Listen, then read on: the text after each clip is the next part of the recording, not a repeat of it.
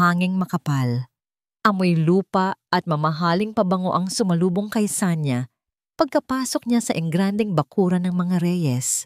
Doon siya tumayo, tahimik, suot pa rin ang itim na damit na pangkamatayan.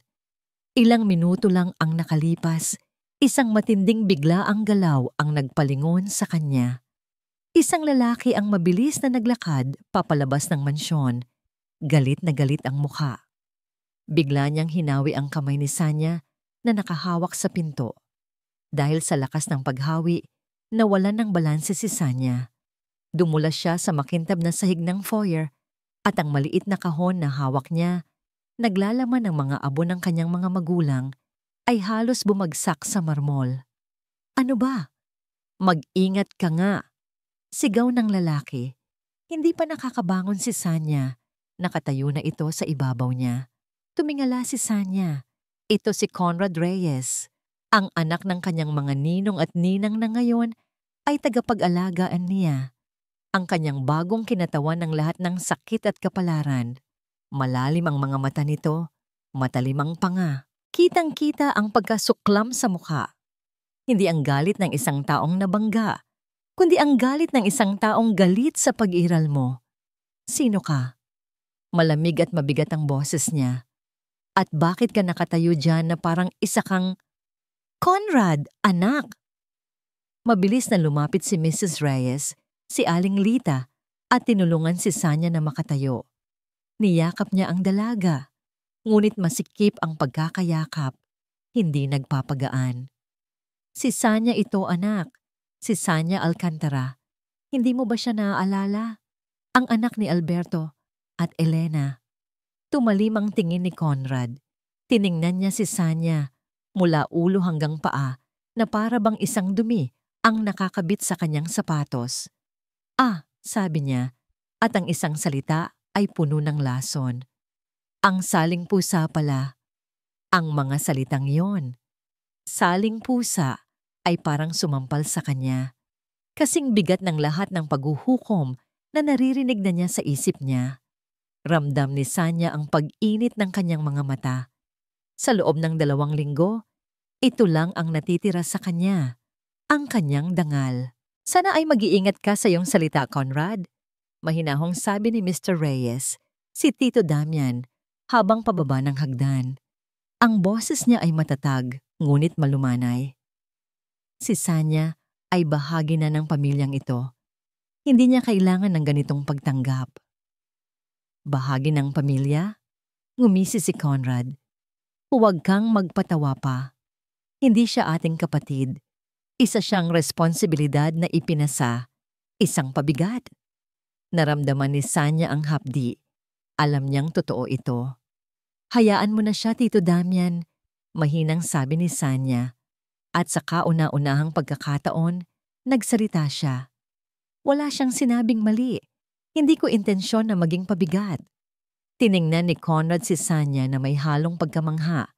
Hindi niya inaasahan na tatanggapin nito ang insulto. Mabuti, sabi ni Conrad at tinalikuran sila. Kaya sana, huwag ka na lang gumawa ng gulo at huwag kang hahawak sa kahit anong bagay sa bahay na ito. Umalis siya. Naiwan si Sanya, Mrs. Reyes at Mr. Reyes sa foyer na yon, isang patunay ng lahat ng kayamanan na hindi kailanman magiging kanya. Hayaan mo na ang anak ko, Sanya, sabi ni Tito Damian, may malungkot na ngangiti. Sadyang may problema lang siya. Simula ngayon, ang bahay na ito ay tahanan mo na. Kami na ang pamilya mo. Salamat po, Tito Damian, Ninang Lita, sagot ni Sanya. Yumuko siya. Tinitigan ng sahig. Hindi ito ang tahanan ko. Isip ni Sanya. Isa lang ito sa aking huling kanlungan. Dinala siya ni Ninang Lita sa kanyang bagong silid. Ito ay mas malaki at mas maganda kaysa sa buong apartment na kinalakihan niya. Ngunit wala roon ang init ng pamilya. Isinara ni Sanya ang pinto, umupo sa gilid ng kama at dahan-dahang binuksan ang kahon. Kinuha niya ang larawan ng kanyang mga magulang. Patawad, Ma. Pa! Bulong niya habang unti-unting lumabas ang luha. Patawad kung kailangan kong mamuhay sa ilalim ng bubong ng mga taong nagagalit sa akin. Ngunit nangangako ako, magiging tahimik ako, magiging perpekto ako. At sa sandaling makabangon ako, aalis ako. Hindi niya mapigilan na isipin ang mukha ni Conrad. Ang mataas na kilay, ang matatalim na salita. Lumipas ang 3 araw. Nagpatuloy si Sanya sa kanyang pangakong maging tahimik. Nagsimula siyang mag-aral online at tumulong sa mga gawaing bahay, umaasa na hindi makikita o maririnig ni Conrad. Ngunit nagbago ang lahat sa umaga ng Huwebes. Tinawag siya ni Tito Damian sa kanilang library. Nakaupo si Mr. Reyes at Mrs. Reyes sa mga silya nila. "Sanya, meron kaming hindi magandang balita," sabi ni Tito Damian habang seryosong nakatitig sa kanya. "May emergency sa aming kumpanya sa Singapore. Kailangan naming umalis ngayon din. Mga 2 buwan kami roon." Biglang bumilis ang tibok ng puso ni Sanya. 2 buwan na kasama lang si Conrad sa mansyon na ito. Ito ay magiging impyerno. "Huwag kang mag-alala, anak," sabi ni Ninang Lita habang hinahawakan ng kamay niya. "Hindi ka namin iiwan dito ng mag-isa. Ito ang dahilan kung bakit nasa library din si Conrad." Huminga ng malalim si Sanya. Napatingin siya sa sulok ng silid. Nandoon pala si Conrad, nakasandal sa pader, at ang kanyang muka ay seryoso. "Conrad," sabi ni Tito Damian, nagbigay ng utos. "Habang wala kami, responsibilidad mo si Sanya. Kaya naman pinayagan ko si Sanya na manirahan sa iyong apartment sa Makati. Hindi mo na kailangang bumalik dito sa mansyon. Magkasama kayo maninirahan hanggang sa bumalik kami." Nag-iinit ang pisngi ni Sanya. Tumingin siya kay Conrad at ang tingin na yon ay sumisigaw ng hindi. Ngunit ang mukha ni Conrad ay mas seryoso at walang emosyon. Ang kanyang panga ay mas humigpit. Hindi siya naglabas ng salita. Conrad Reyes, ang lalaking hayagang nagpakita ng pagkamuhi sa kanya, ay kailangan niyang makasama sa isang maliit na espasyo sa loob ng 2 buwan. Sa sandaling iyon, alam ni Sanya na ang kanyang buhay ay hindi na kailanman magiging tahimik mula. "Binaril na sana ako." Ito ang naiisip ni Conrad habang minamaneho ang Mercedes patungo sa Makati. Sa likod, tahimik na nakaupo si Sanya. Nakatingin lang sa bintana. Tila ba gusto niyang maging hangin na lang. Mas gugustuhin pa niyang harapin ang galit ng buong corporate board kaysa sa manatiling kasama ang babaeng ito sa loob ng isang kotse. At lalo na sa iisang bubong, ang isip niya ay bumalik sa isang gabi. 2 taon na ang nakalipas. Isang charity event sa Manila Peninsula. Nakita niya si Sanya, simpleng damit, nakangiti habang nakikipag-usap sa isang grupo ng mga bata. Sa dami ng mga babaeng nakikipag-agawan para sa atensyon niya sa lipunan, si Sanya ang tanging babae na hindi alam kung sino siya at hindi nag-abala na kilalanin siya. Nang gabing iyon, hindi siya nakatulog. Sinubukan niyang hanapin siya sa sumunod na araw. Sa loob ng ilang linggo, umikot ang mundo niya sa paghahanap. Nang sa wakas ay nahanap niya ang apelyido, Alcantara, at ang koneksyon sa kanyang ama, isang kasosyo sa negosyo, na puno siya ng pag-asa. Ngunit nagbago ang lahat nang marinig niya ang usap-usapan, ang tungkol sa biglang pagkamatay ng mga magulang ni Sanya at ang mga salitang nabanggit ni Mr. Reyes sa isang tawag sa telepono. "Walang hahanapin ng bata, Damian. Kaya't huwag kang mag-alala. Ang lahat ay nasa kontrol." Ang mga salitang yon ay parang bato na nagpabagsak sa kanyang pag-asa. Alam niya ang ibig sabihin. Ang kumpanya ng kanyang ama ay puno ng sikreto. At sa isang madilim na sulok ng kanyang isip, alam niyang ang pamilya niya ay hindi malinis. Kaya't nang dumating si Sanya, nandoon na ang plano. Itulak siya palayo. Gawin siyang saling pusa. Maging masama.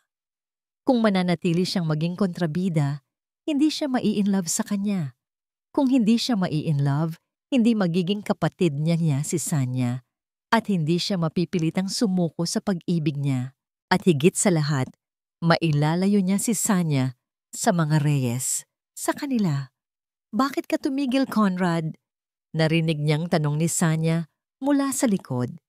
Nagpark na pala siya sa basement ng condominium unit niya. Isang marangyang unit, ngunit mas maliit kaysa sa mansyon. Lumabas siya. Hindi siya sinagot. Kinuha niya ang maleta niya at naglakad papasok. Napilitan si Sanya na sundan siya. May elevator ka na para lang sa unit mo? Tanong ni Sanya. Tila nagtataka. Tiningnan siya ni Conrad. May problema ka ba sa mga pasilidad ko? Napayuko si Sanya. Wala, sir. Humihingi lang ako ng paumanhin. Nagtanong lang. Ang pagiging sir at ang paumanhin na yon ay sumira sa puso ni Conrad. Hindi niya gusto ang ganitong reaksyon. Gusto niya na makita ang galit sa mga mata ni Sanya. Gusto niya na makipag-away ito, hindi ang maging sunod-sunuran. Dinala niya si Sanya sa isang spare room. Dito ka matutulog. Huwag kang gagawa ng gulo. Huwag kang hahawak sa mga gamit ko. Opo, sagot ni Sanya.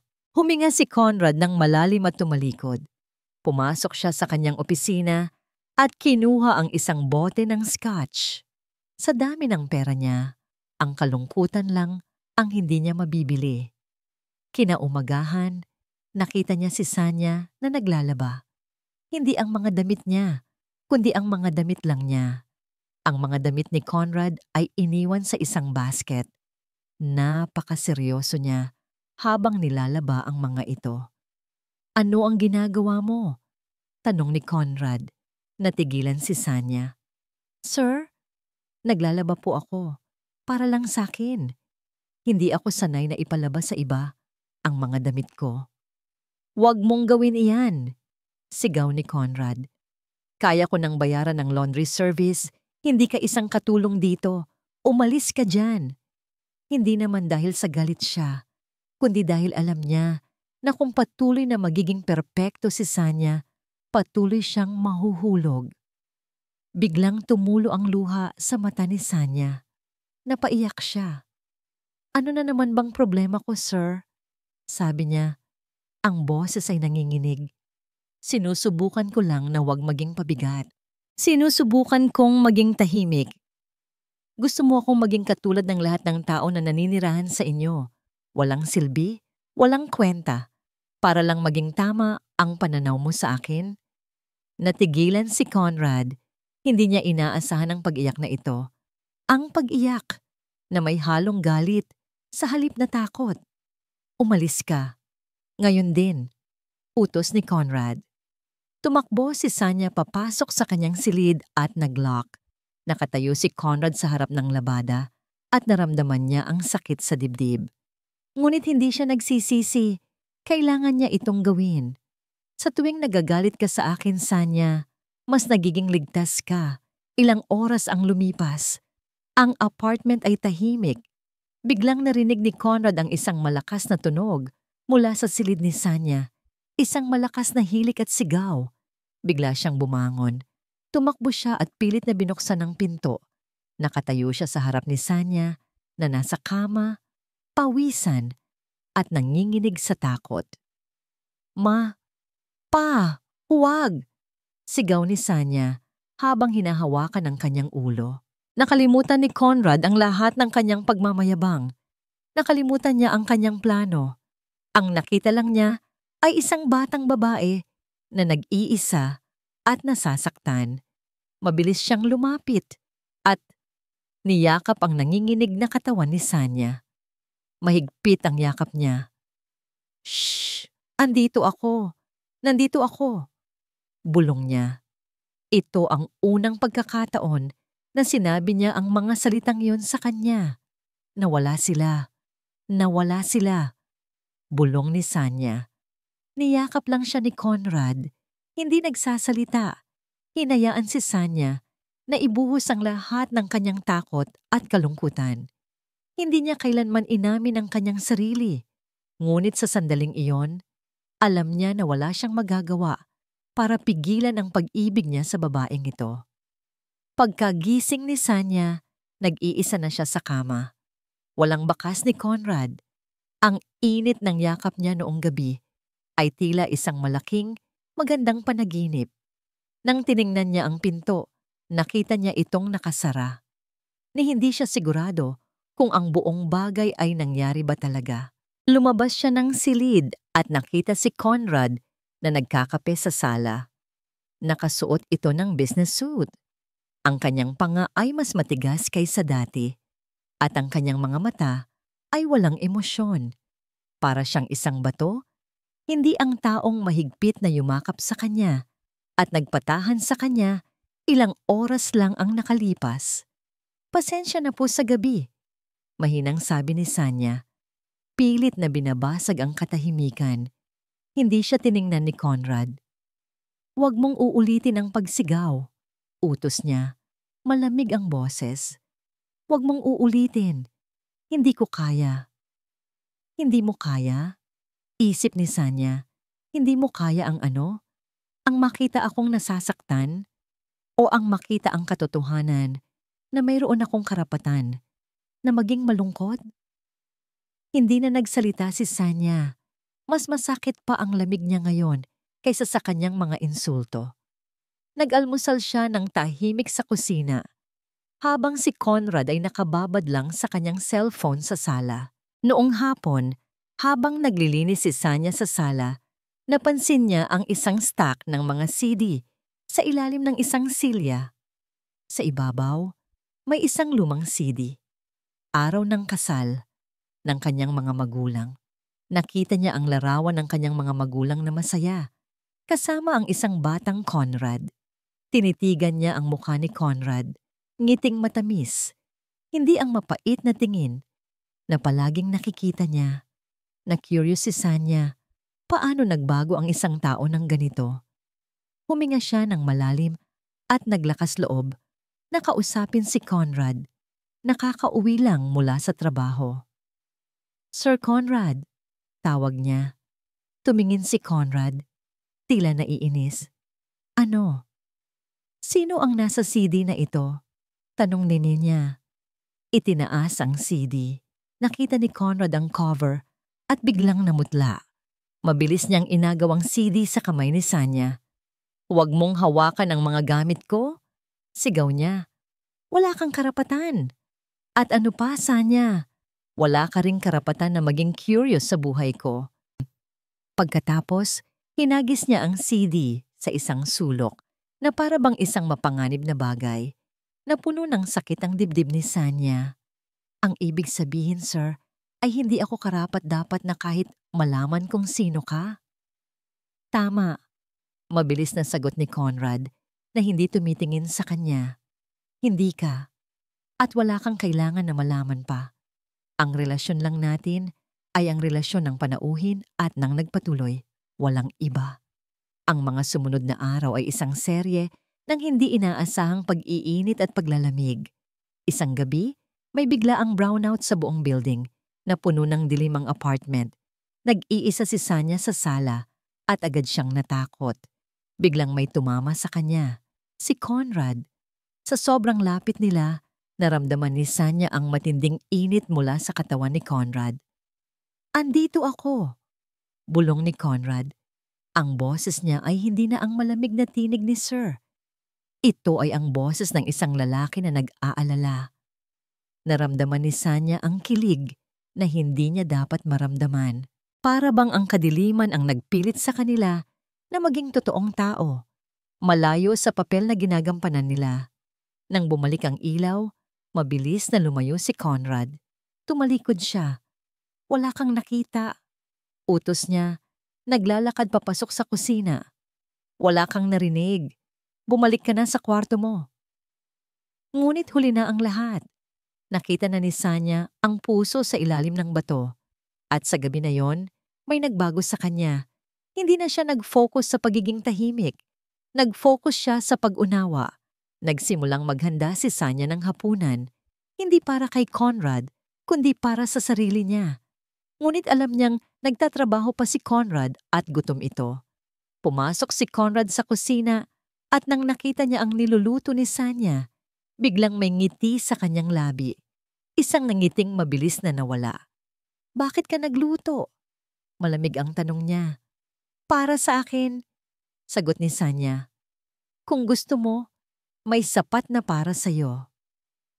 Umupo si Conrad sa counter. Tinitigan niya si Sanya at hindi na niya magawang maging masama. Sa halip tumingin siya sa pinto at tahimik na nagsalita. "Bakit ka pa naglalaba? Bakit mo pa sinisikap na gawin ang mga gawaing bahay? Hindi mo na kailangan ang mga ganyan. Hindi ka dapat maging ganyan." Tiningnan siya ni Sanya, diretso sa mata. "Dahil naniniwala ako na ang bawat tao ay may halaga," paliwanag niya. "Ang halaga ay hindi dahil sa kung ano ang meron ka, kundi dahil sa kung ano ang magagawa mo. At hindi ako isang saling pusa, sir. May halaga ako, kahit ikaw pa ang nagsabi na wala." Ang sagot na yon ay sumampal kay Conrad, hindi sa kanyang mukha, kundi sa kanyang kaluluwa. "Hindi ko yon sinabi para saktan ka," bulong ni Conrad, at ito ay isang pag-amin. "Kung hindi mo yon sinabi para saktan ako?" tanong ni Sanya, naglalagay ng pagkain sa mesa. "Bakit mo sinabi?"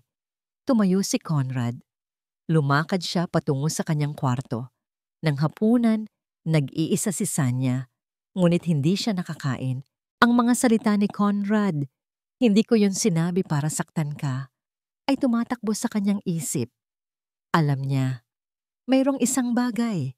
Ang galit ni Conrad ay hindi ang galit ng isang mayayaman na lalaki. Ito ay ang galit ng isang taong may tinatago. Dahan-dahang binuksan ni Sanya ang pinto ng kwarto ni Conrad. Nakita niya itong nakaupo sa gilid ng kama. "Ano ang kailangan mo, Sanya?"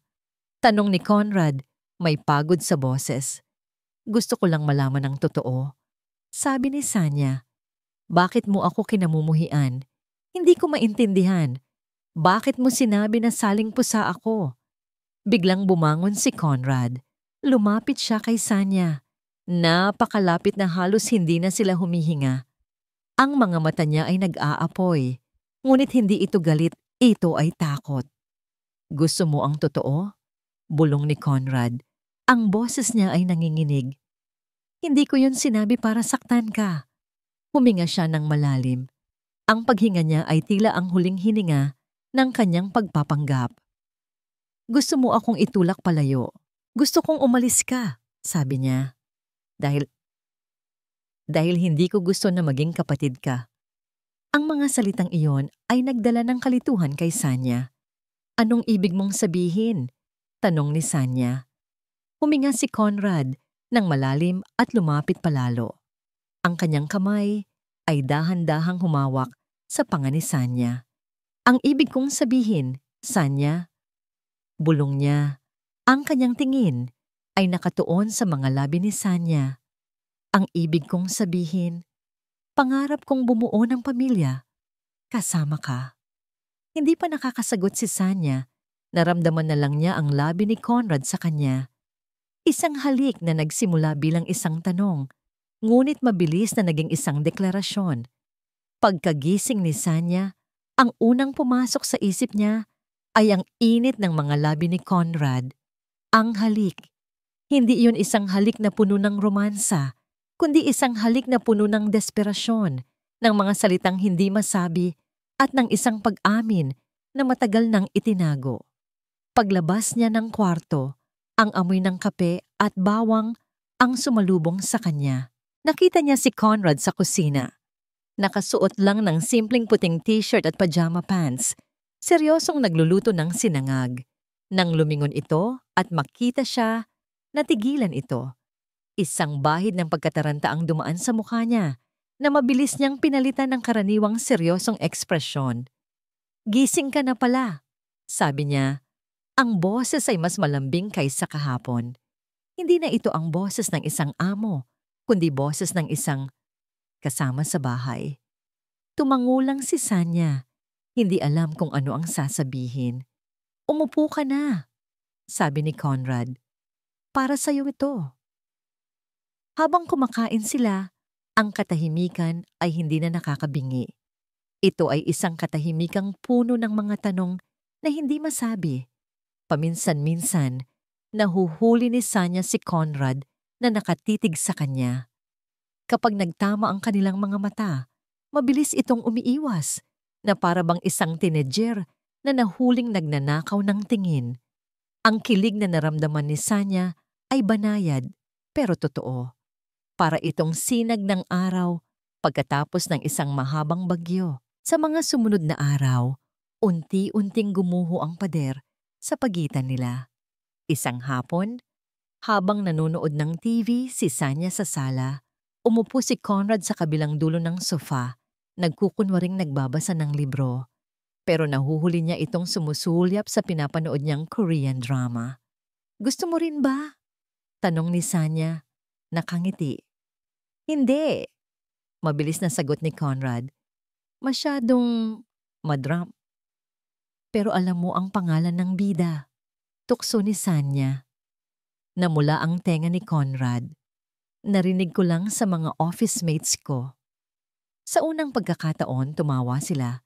Isang tawang mahina, pero sapat na para basagin ang yelo na matagal nang namuo sa apartment. Gabi-gabi, nagsimula silang maghapunan ng sabay. Si Conrad ang nagluluto. Napakasarap niyang magluto at sa bawat putaheng inihahain niya, para bang may kasama itong isang piraso ng kanyang sarili na hindi niya maipakita sa salita. Isang gabi, habang umuulan ng malakas, biglang nawalan ng kuryente. Napasigaw si Sanya sa takot. Agad niyang naramdaman ang presensya ni Conrad sa tabi niya. "Huwag kang matakot," bulong nito. Ang boses ay malapit sa kanyang tenga. "Andito lang ako." Naramdaman ni Sanya ang kamay ni Conrad na marahang humawak sa kamay niya. Ang init ng palad nito ay sapat na para pawiin ang lahat ng takot niya. Nanatili silang magkahawak kamay sa dilim, nakikinig sa patak ng ulan, hanggang sa bumalik ang ilaw. Nang magkaliwanag, mabilis na binitawan ni Conrad ang kamay niya, pero huli na. Nakita na ni Sanya ang pag-aalala at ang lambing sa mga mata nito. Isang gabi, pagkatapos ng hapunan, naglakas loob si Sanya. Kailangan niyang malaman. "Conrad," tawag niya. Tumingin ito sa kanya, naghihintay. "Bakit?" tanong ni Sanya. "Bakit mo ginawa ang lahat ng yon? Ang pagtawag sa akin na saling pusa, ang pagtrato sa akin na parang basura. Kung may nararamdaman ka pala." Huminga ng malalim si Conrad. Tinalikuran niya si Sanya at tumingin sa bintana, sa mga ilaw ng syudad. "Dahil kailangan," sagot niya. Ang boses ay puno ng pighati. "Kailangan kitang itulak palayo, Sanya. Dahil ang pamilya ko, ang mundo ko, hindi ito ligtas para sa isang tulad mo." "Ano ang ibig mong sabihin?" Humarap si Conrad sa kanya. Ang mga mata niya ay puno ng sakit at pagsisisi. "Ang ama mo at ang ama ko, mayroon silang hindi pagkakaunawaan sa negosyo bago sila mamatay. Alam kong may mali sa kumpanya. At natakot ako, Sanya. Natakot ako na baka madamay ka. Kaya sinaktan mo ako para protektahan ako?" Hindi makapaniwalang tanong ni Sanya. "Oo," pagamin ni Conrad. Ang boses ay basag. "Dahil mas gugustuhin kong kamuhian mo ako at maging ligtas ka, kaysa mahalin mo ako at mapahamak ka. At isa pa, hindi ko kayang isipin na magiging kapatid lang kita. Masakit." Ang pag-amin na yon ay mas matindi pa kaysa sa halik. Ito ang katotohanang hinahanap ni Sanya. Lumapit si Sanya kay Conrad. Sa unang pagkakataon, siya ang unang gumawa ng hakbang. Hinawakan niya ang kamay nito. "Conrad, hindi mo kailangang gawin ito ng mag-isa." Tumingin si Conrad sa kanya. Ang mga mata ay puno ng pag-asa. "Sanya." "Pero kailangan mong mangako sa akin," sabi ni Sanya. "Sabihin mo sa akin ang lahat. Walang lihim. Magtiwala ka sa akin." Niyakap siya ni Conrad ng mahigpit. Isang yakap na puno ng pasasalamat at paglaya. Pangako, bulong niya sa buhok ni Sanya. Aalis tayo. Itatakas kita sa lahat ng ito. Magpapakasal tayo, Sanya.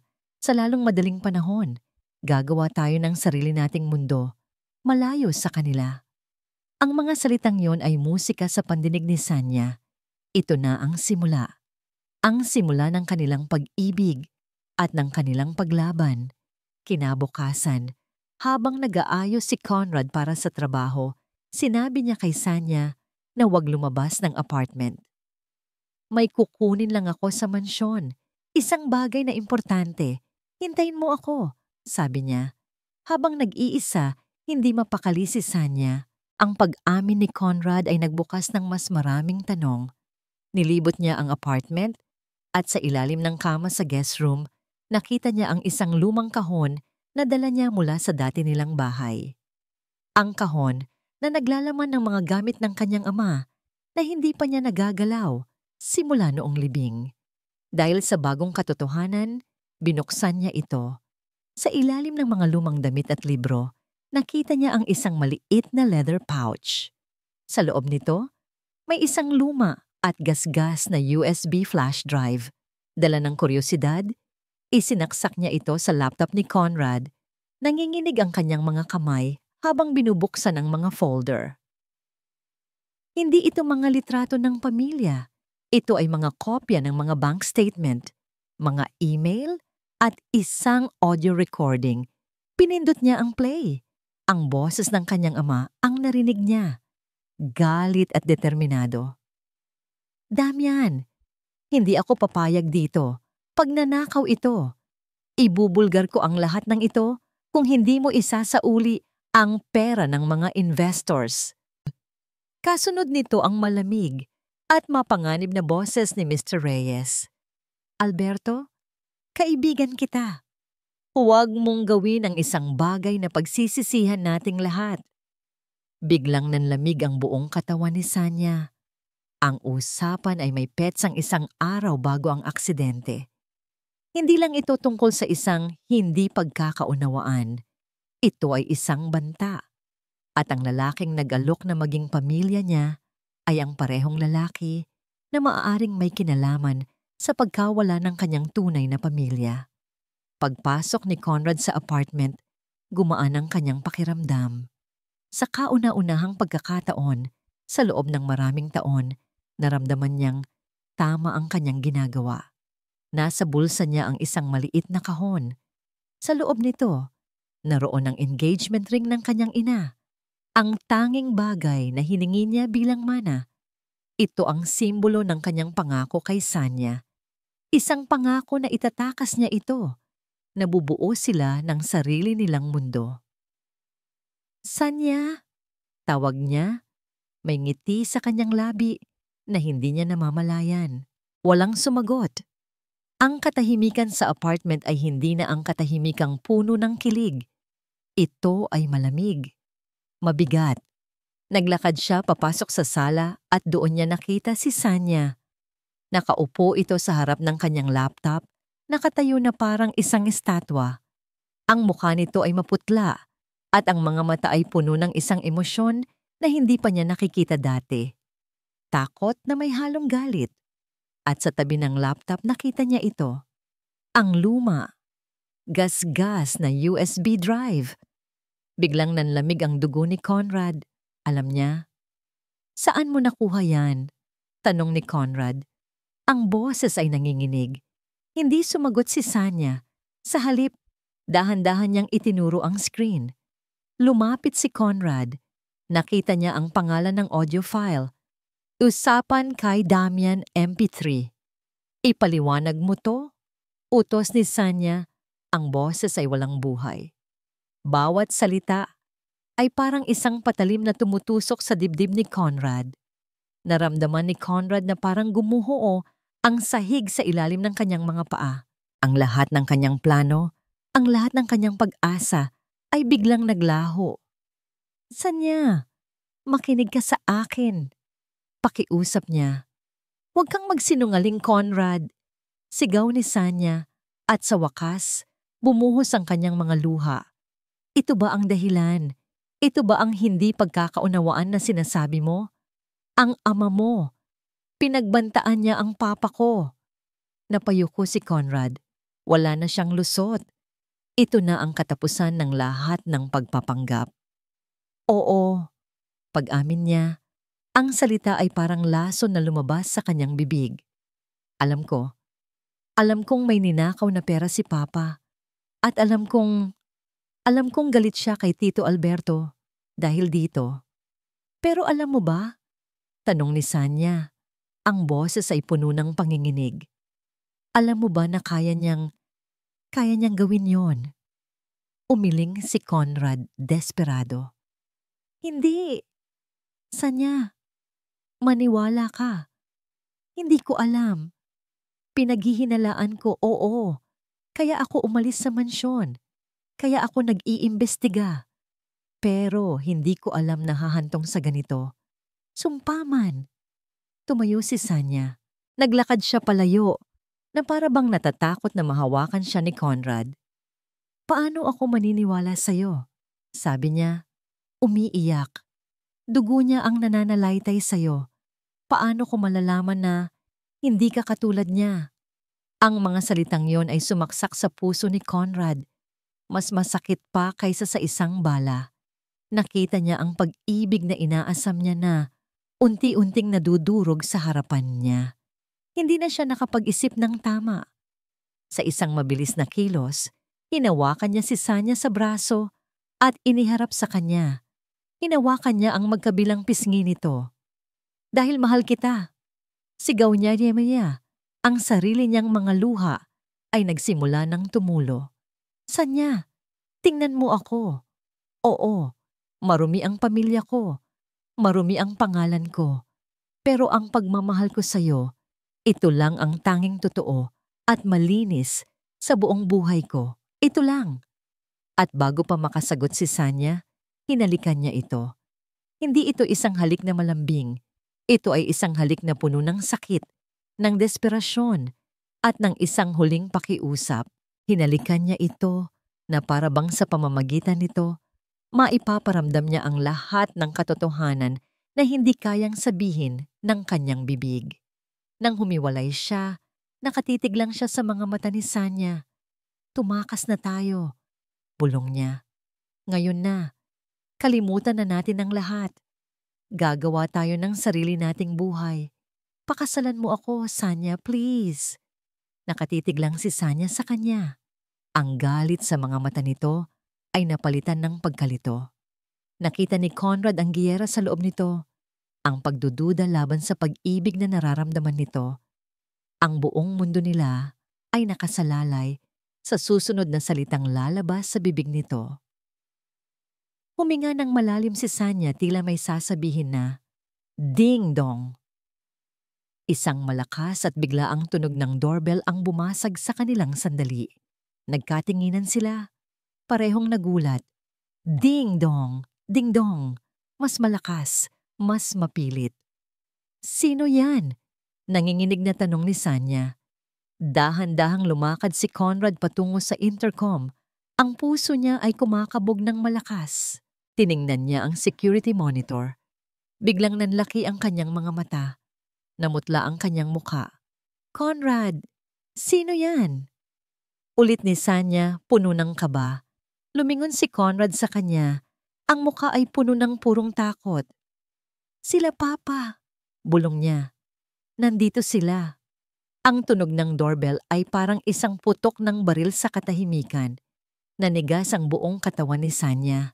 Ang laptop sa harapan niya, na naglalaman ng katotohanan, ay tila isang bomba na malapit nang sumabog.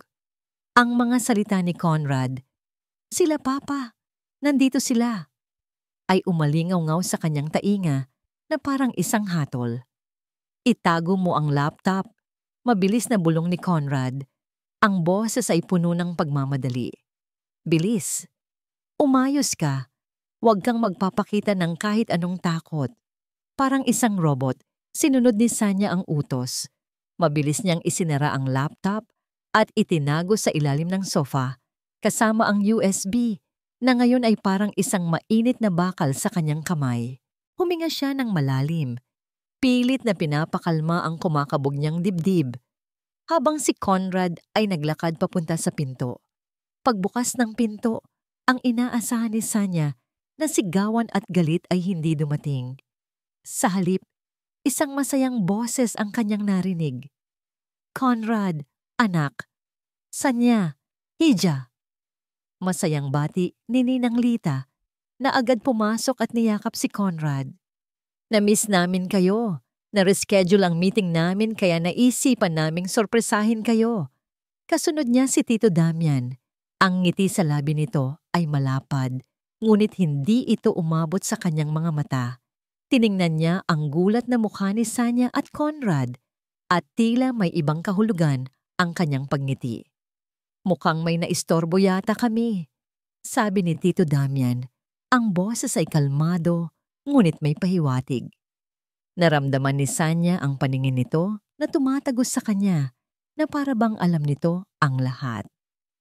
"Pama, anong ginagawa ninyo dito?" tanong ni Conrad, pilit nang ngumingiti. "Hindi ba pwedeng bisitahin ang anak namin?" sagot ni Ninang Lita. Pagkatapos ay lumingon siya kay Sanya na nakatayo sa likod. "At ang aming bagong anak na babae." Hinawakan ni Ninang Lita ang kamay ni Sanya. Ang init ng kamay nito ay kabaligtaran ng lamig na nararamdaman ni Sanya sa buong katawan. "May problema ba, Sanya?" tanong ni Tito Damian, diretsong nakatingin sa kanya.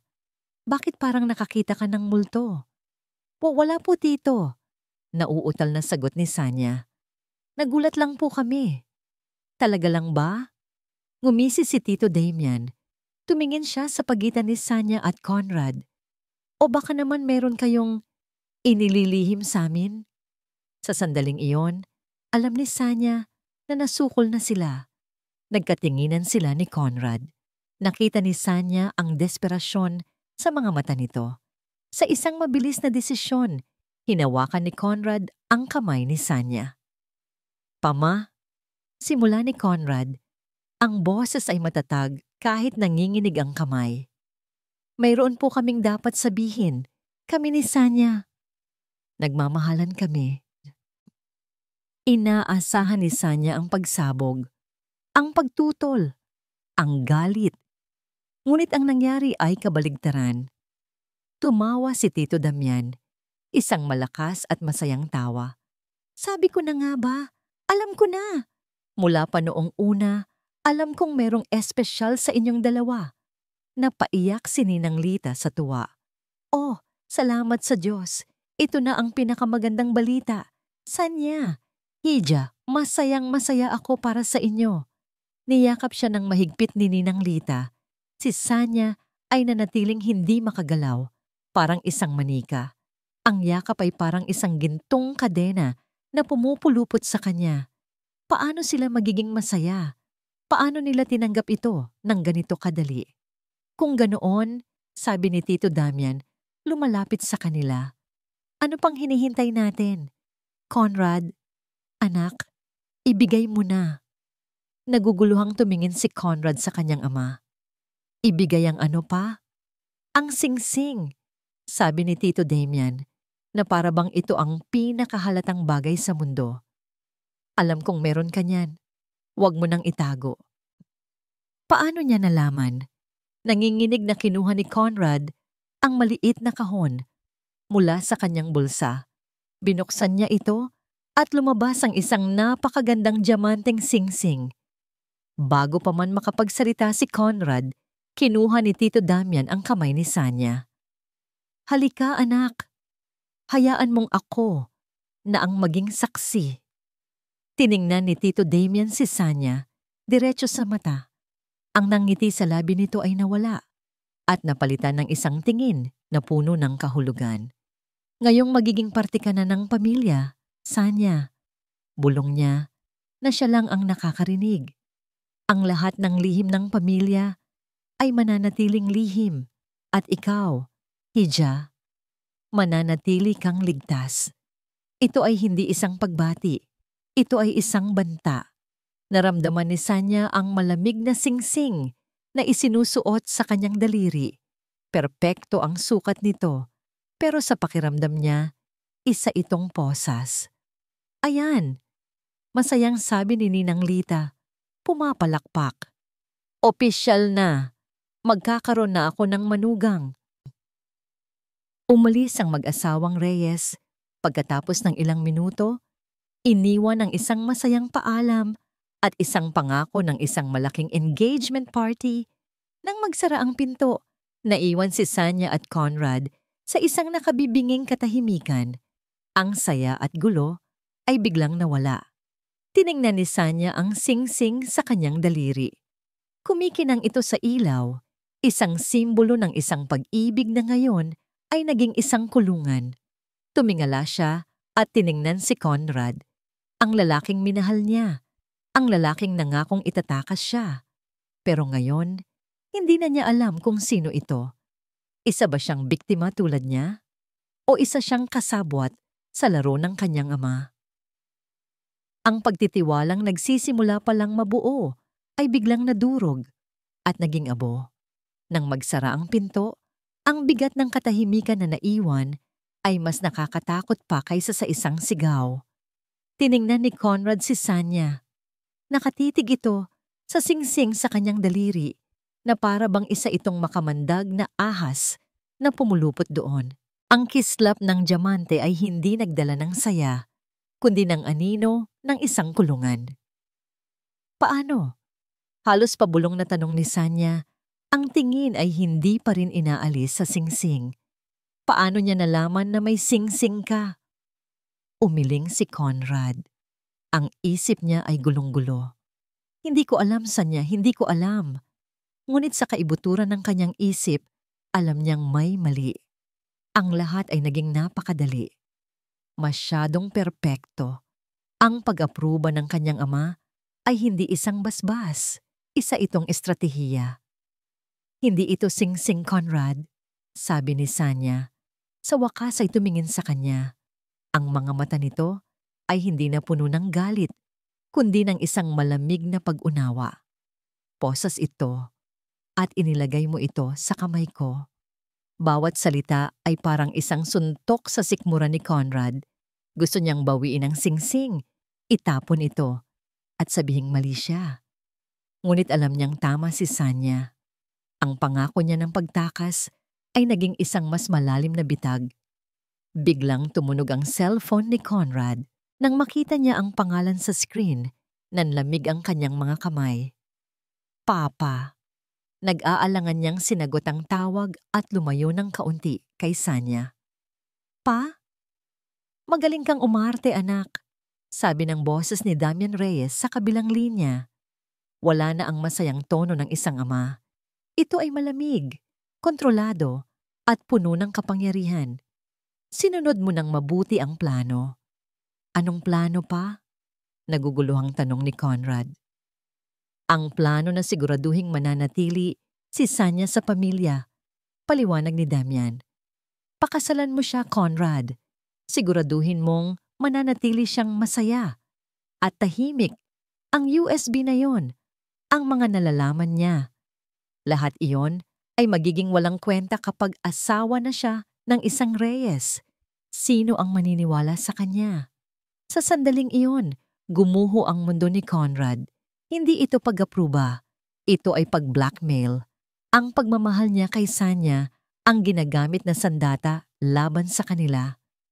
Hindi ko gagawin yan, mariing sabi ni Conrad. Hindi ko siya ikukulong sa ganitong paraan. Kung ganoon, isipin mong mabuti kung ano ang mangyayari sa kanya kapag wala na siya sa protection ko. O sa protection mo, banta ni Damian. Alam mo kung ano ang kaya kong gawin para protektahan ang pamilyang ito. Huwag mo akong subukan, anak. Click! Ibinaba na ni Damian ang tawag. Nakatayo si Conrad. Hawak ang cellphone na parang isang piraso ng yelo. Humarap siya kay Sanya na naghihintay ng paliwanag. Nakita nito ang pagbabago sa kanyang mukha, ang pagkawala ng pag-asa, ang pagpasok ng purong takot. Conrad, anong sabi niya? Tanong ni Sanya. Paano niya sasabihin? Paano niya aaminin na ang sarili niyang ama ang naglagay ng tanikala sa kanilang mga leeg? Wala. Pagsisinungaling ni Conrad. At ang pagsisinungaling na iyon, ang pinakamasakit na salitang binitawan niya. Kinakamusta lang niya tayo. Ngunit nakita ni Sanya ang katotohanan sa kanyang mga mata. Nakita niya ang pagkatalo. Sa sandaling iyon, alam ni Sanya na hindi na niya maaaring pagkatiwalaan si Conrad. Hindi dahil masama si Conrad, kundi dahil mahina ito pagdating sa kanyang ama. Siya ay isang prinsipe na nakakulong din sa parehong kastilyo. Habang si Conrad ay nakatayo roon, nawawala sa sarili at sa takot, napansin ni Sanya ang isang bagay sa mesa. Isang set ng mga susi na naiwan ni Conrad nang bumalik ito mula sa mansyon kanina. Isang susi ang nakaagaw ng kanyang pansin. Maliit ito, kulay ginto, at may nakaukit na DRE opisina. Tahimik, habang si Conrad ay nakatalikod at nakatingin sa kawalan. Dahan-dahang kinuha ni Sanya ang mga susi. Itinago niya ito sa kanyang bulsa. Kung si Conrad ay hindi kayang lumaban para sa kanya, kung ang pag-ibig nito ay isa lamang sa mga rehas ng kanyang kulungan, kung ganoon ay wala siyang ibang pagpipilian. Kailangan niyang palayain ang kanyang sarili. Ang mga sumunod na araw ay isang pagpapanggap. Isang teatro kung saan si Sanya ang pangunahing aktres sa isang dula ng kasinungalingan. Ngumingiti siya habang sinusukat ang kanyang wedding gown. Isang puting bestida na sa pakiramdam niya ay isang baluti sa halip na isang pangarap. Tumango siya habang pinipili nila ni Ninang Lita ang mga bulaklak. Bawat puting rosas ay parang isang paalala sa libing ng kanyang mga magulang. Si Conrad ay palaging nasa tabi niya, gumaganap din sa kanyang papel. Ngunit nakikita ni Sanya ang bigat sa kanyang mga balikat. Ang mga ngiti nito ay hindi umaabot sa mata. Ang mga hawak nito sa kanyang kamay ay malamig at puno ng pag-aalinlangan. Pareho silang mga bilanggo at ang nalalapit nilang kasal, ang mismong selda. Isang gabi, sinabi ni Conrad na kailangan niyang manatili sa opisina para tapusin ang isang mahalagang proyekto. Ito na ang pagkakataong hinihintay ni Sanya. Nanginginig ang mga kamay. Kinuha niya ang susi ni Tito Damian. Nagpahatid siya sa isang taxi papunta sa mansyon, gamit ang dahilan na may naiwan siyang personal na gamit. Ang mansyon ay tahimik at madilim. Tila isang malaking puntod na naglalaman ng mga lihim. Gamit ang susi, binuksan niya ang pinto ng opisina ni Tito Damian. Ang amoy ng katad at tabako ay sumalubong sa kanya. Mabilis siyang naghalughog sa mga file cabinet. Sa ilalim ng isang folder na may markang pribado, nakita niya ang hinahanap niya. Isang kopya ng police report tungkol sa aksidente. Ngunit iba ito sa opisyal na bersyon. Sa report na ito, mayroong testimonya ng isang testigo, isang truck driver, na nagsabing may nakita siyang itim na sasakyan na sumusunod sa kotse ng mga magulang niya ilang minuto bago ang pagbangga. At sa ilalim ng testimonya, may isang sulat kamay na tala mula kay Tito Damian para sa isang hepe ng pulisya. Asikasuhin mo ito, siguraduhing mawala ang pangalan niya sa report. Nanlamig ang buong katawan ni Sanya. Hawak na niya ang patunay, isang patunay ng pagtatakip. Pag-uwi niya sa apartment, naroon na si Conrad naghihintay. Nakita nito agad ang pagbabago sa kanyang mukha. Saan ka galing? Tanong ni Conrad. Ang boses ay puno ng pag-aalala. Hindi na napigilan ni Sanya ang sarili. Ang lahat ng sakit, galit at pagtataksil na kinimkim niya ay sumabog. Tinanong ko lang kung saan ka galing, Sanya. Bakit ganyan ka makatingin? Dapat ba akong maging masaya, Conrad? Sagot niya, ang boses ay nanginginig sa galit. Habang nagpaplano tayo ng kasal, dapat ba akong ngumiti? habang araw-araw kong kasama ang lalaking anak ng pumatay sa mga magulang ko. Natigilan si Conrad. Ginagawa ko to para protektahan ka. Protektahan ako? Tumawa si Sanya, isang tawang walang saya. O protektahan ang ama mo? Pumili ka, Conrad. Ngayon na. Siya ba o ako? Napuno ng luha ang mga mata ni Conrad. Ang bigat ng lahat ng kasinungalingan ay tuluyan ng bumagsak sa kanya. Hindi mo naiintindihan. Basag ang boses niyang sabi.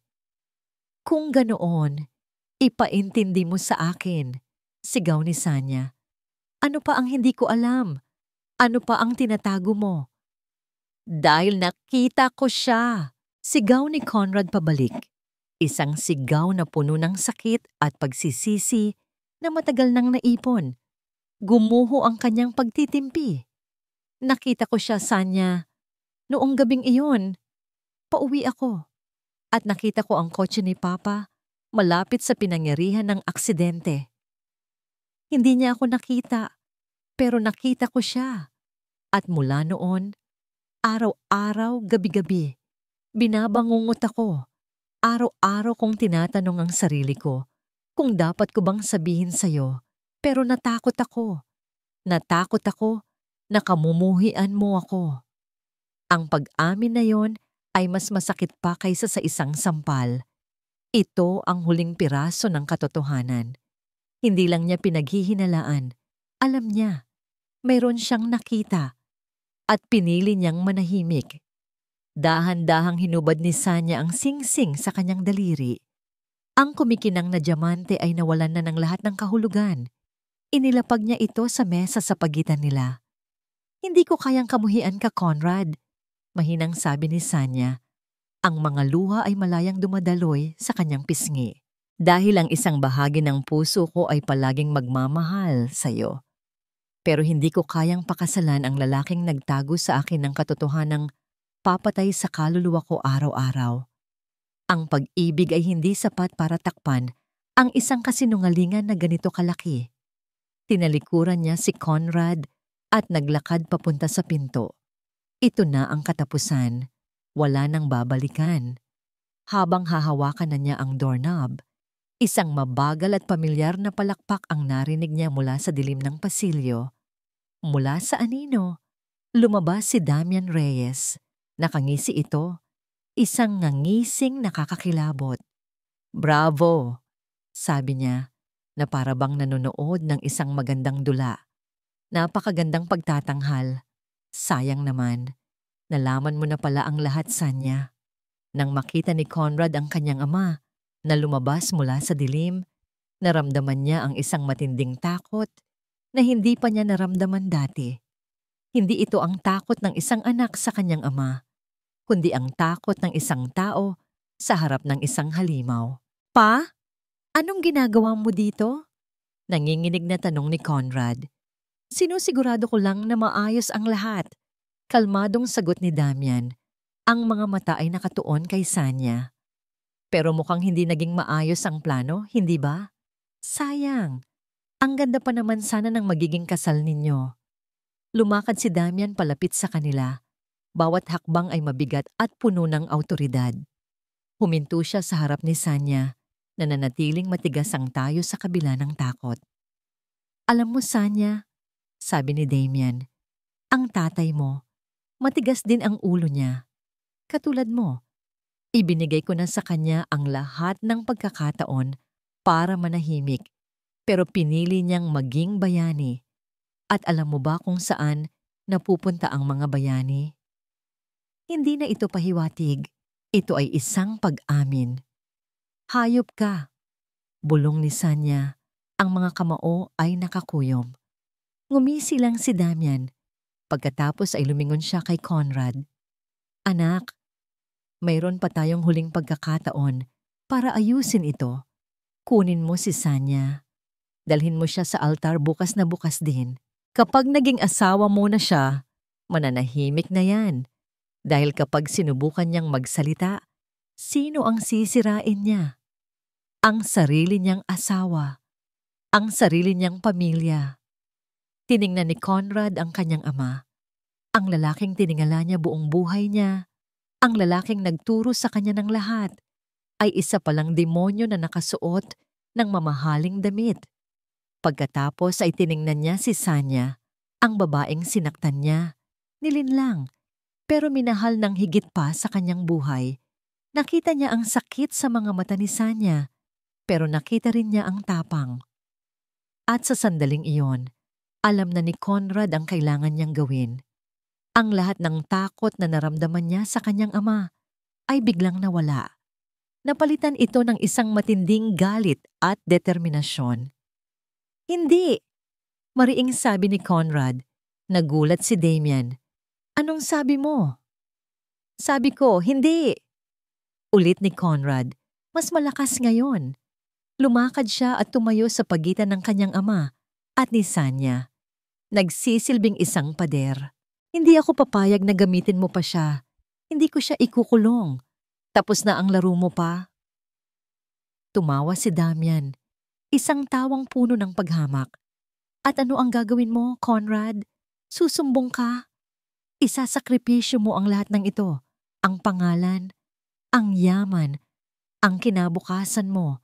Para sa isang babaeng saling pusa lang? Oo, sagot ni Conrad. Walang pag-aalinlangan. Dahan-dahan niyang kinuha ang kanyang cellphone mula sa bulsa. Gagawin ko. Dahil ang pagmamahal ko sa kanya ay mas mahalaga kaysa sa kahit anong yaman na nanggaling sa pagnanakaw at pagpatay. Itinaas niya ang cellphone. At lahat ng sinabi mo pa, lahat ng pag-amin mo, nakarecord. Biglang nagbago ang mukha ni Damian. Ang pagiging kampante ay napalitan ng purong galit. Traidor! Sigaw niya at sinugod si Conrad. Ngunit bago pa man niya mahawakan si Conrad, bumukas ang pinto ng apartment. Pumasok ang dalawang pulis na may dalang warrant. Napatigil si Damian. Tumingin siya kay Conrad, hindi makapaniwala. Plinano mo to? Bago pa man siya tumawag sa kanyang ama kanina, habang nag-aaway sila ni Sanya, may ginawa si Conrad.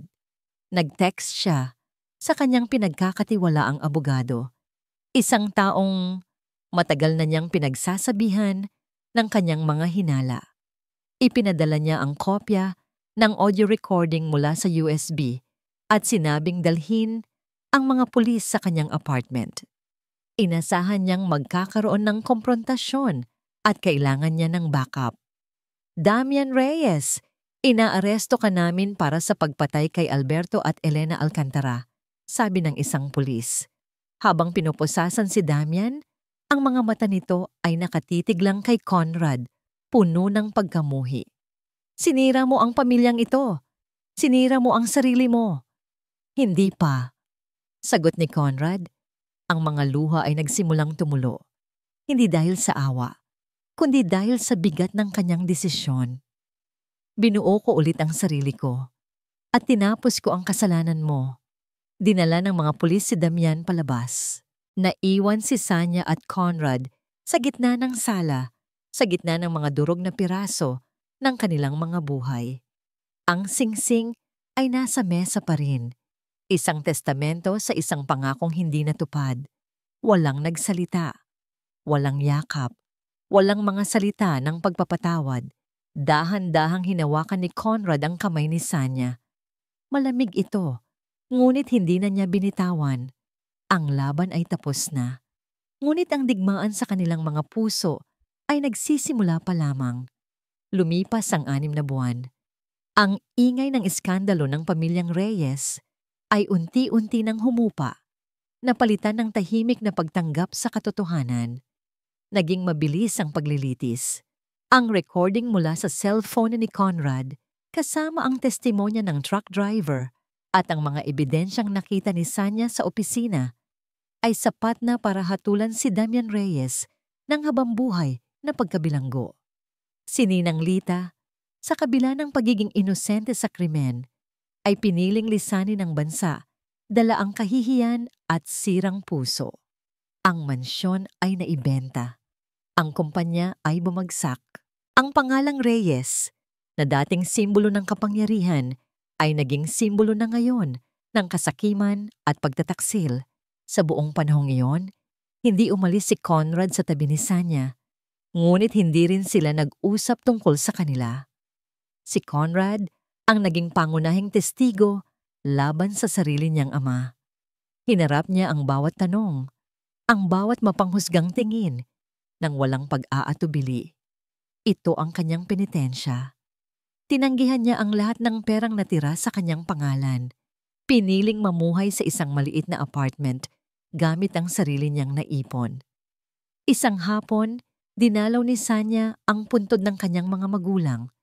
Dala niya ang mga paborito nilang puting bulaklak. Umupo siya sa damuhan at sa kauna-unahang pagkakataon mula nang mangyari ang lahat, naramdaman niya ang kapayapaan. "Mapa," bulong niya. "Tapos na po. Nakamit na natin ang hustisya." Hindi na siya ang Sanya na duwag at takot. Hindi na siya ang ampon na naghahanap ng matutuluyan. Siya na ngayon ang babaeng tumayo para sa katotohanan. Ang babaeng natagpuan ang kanyang halaga sa gitna ng durog na mundo.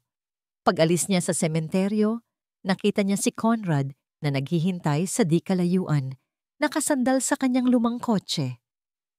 Hindi na ito ang mayabang na Conrad Reyes na nakilala niya. Ang mga mamahaling damit ay napalitan ng simpleng maong at t-shirt. Ang aroganting tindig ay napalitan ng kapakumbabaan. Walang nagsalita habang naglalakbay sila pabalik. Huminto sila sa isang parke na malapit sa dagat. Habang papalubog ang araw, pinanood nila ang paghahalo ng kulay kahel at lila sa kalangitan. "Sanya," basag ni Conrad sa katahimikan. "Alam kong walang sapat na salita para humingi ng tawad sa lahat ng sakit na idinulot ko at ng pamilya ko. Pero gusto kong malaman mo na araw-araw, pinagsisisihan ko ang bawat kasinungalingan, ang bawat sandali ng aking kaduwagan." Tumingin si Sanya sa kanya. Nakita niya ang sinseridad sa kanyang mga mata. "Alam ko, Conrad. Umalis ka na sa apartment ko," sabi ni Conrad, isang pahayag na nagpagulat kay Sanya. "Nahanap kita ng isang maliit na condo unit malapit dito. Binayaran ko na ang renta para sa 1 taon. Gusto kong magkaroon ka ng sarili mong lugar. Isang lugar na walang koneksyon sa akin, sa pamilya ko. Isang lugar kung saan malaya ka." Naramdaman ni Sanya ang isang kirot sa kanyang puso. Ito ba ang katapusan? "Gusto kong maging malaya ka, Sanya," patuloy ni Conrad. "Malaya kang kamuhian ako. Malaya kang kalimutan ako. At malaya kang magsimula ng bagong buhay na wala ako." Tumulo ang luha sa mata ni Sanya, ngunit hindi ito luha ng kalungkutan.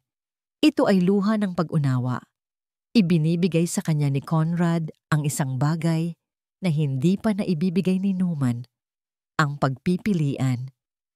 Paano kung, simula ni Sanya, ang boses ay nanginginig? Paano kung ang kalayaan na gusto ko ay ang kalayaan na piliin ka? Tumingin si Conrad sa kanya. Ang mga mata ay puno ng hindi makapaniwalang pag-asa. "Ang pag-ibig na binuo natin sa kasinungalingan ay gumuho, Conrad," sabi ni Sanya. "Pero ngayon, wala nang mga lihim, wala nang mga pader. Tayo na lang. Totoo, pwede ba tayong magsimula ulit?"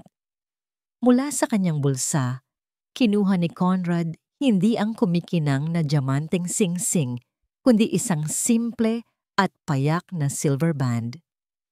"Hindi ko maiaalok sa iyo ang yaman, Sanya. Ang pangalan ko ay sira na. Ang kaya ko lang ibigay sa iyo ay ang katotohanan, ang katapatan ko, at ang pangakong hinding-hindi na kita bibitawan." Sabi niya. Ang boses ay puno ng emosyon. Hindi ito posas, hindi ito kulungan. Ito ay isang paanyaya. Isang paanyaya na bumuo ng isang tahanan kung saan ang pundasyon ay hindi pera o kapangyarihan, kundi tiwala at pagpapatawad. Kinuha ni Sanya ang kamay ni Conrad at isinuot ang singsing sa sarili niyang daliri. Perpekto ang sukat nito. Hinalikan siya ni Conrad. Hindi ito ang desperadong halik sa apartment o ang mapusok na halik ng pag-amin. Ito ay isang halik na malambot, tahimik at puno ng pangako. Isang halik na nagsasabing ang tunay na pag-ibig ay hindi natatakot sa madilim na katotohanan. Ginagamit nito ang liwanag ng katapatan para paghilumin ang lahat ng sugat at para simulan ang lahat muli.